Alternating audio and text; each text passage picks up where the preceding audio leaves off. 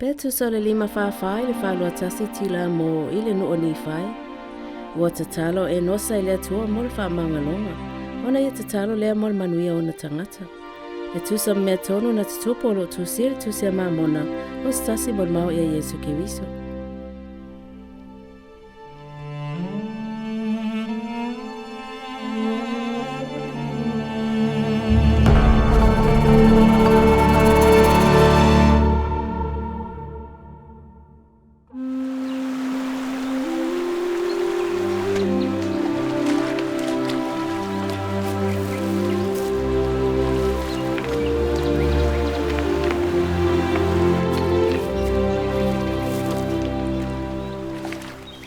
Nosa, o lo fi vai te mai au.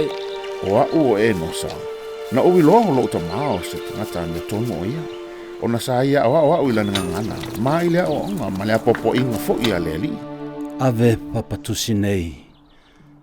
Ta o maua ila tau mai lo so ni fai. O le na polo i mai o te tusi ilunga o nei papatusi. O te polo ina nei oe. E fai ale lava mea.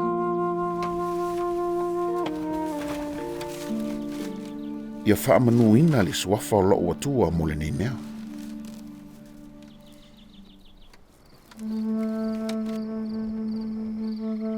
Ma o le au whaamatala atu, ia te outou le whangatuanga na ufai e luma o le atua, ai au te le imaua te whaamangalonga o wangsala.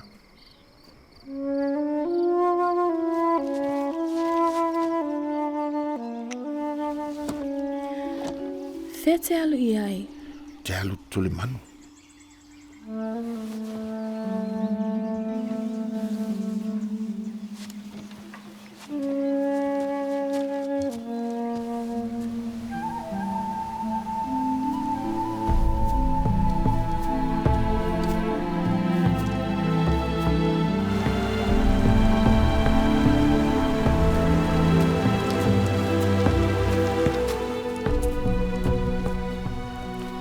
Sa o walu o te tuli manu le vao.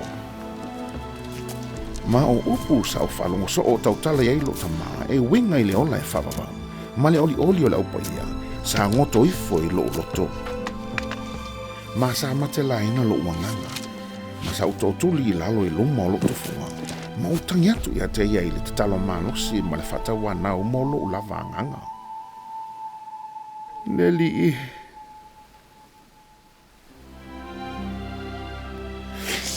Tama.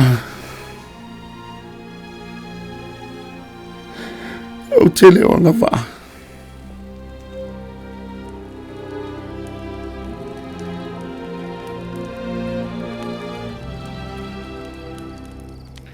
E no sai.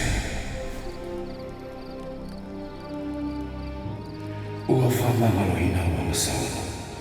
Mare a whamangina oi. Neli, e whape whio na whai. Ona o lo whātua tua ia Keriso. O le e te lei whārongo lava, pēna ewa ai momo i ai. Mai tele tausanga na vai atu, ai lei whaani mai ia, o ia lava i lale tino. O le mea lea, i nā alu ia, ua whama mahina oe o whātua tua.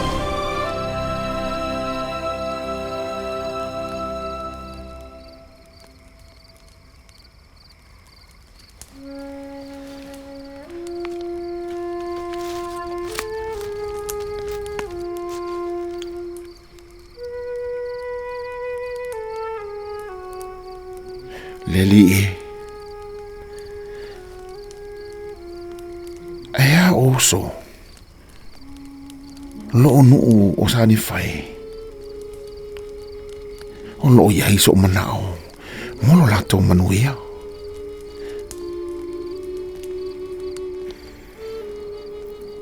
Famole mole leli e.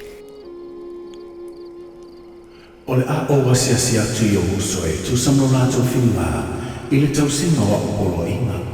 Ua o tu watu ia i la tole nei la wile ele. Ma o se la wile ele ua ia. Ma o te lefe tu ina lava. Banga nai ona o le ami o le tongu.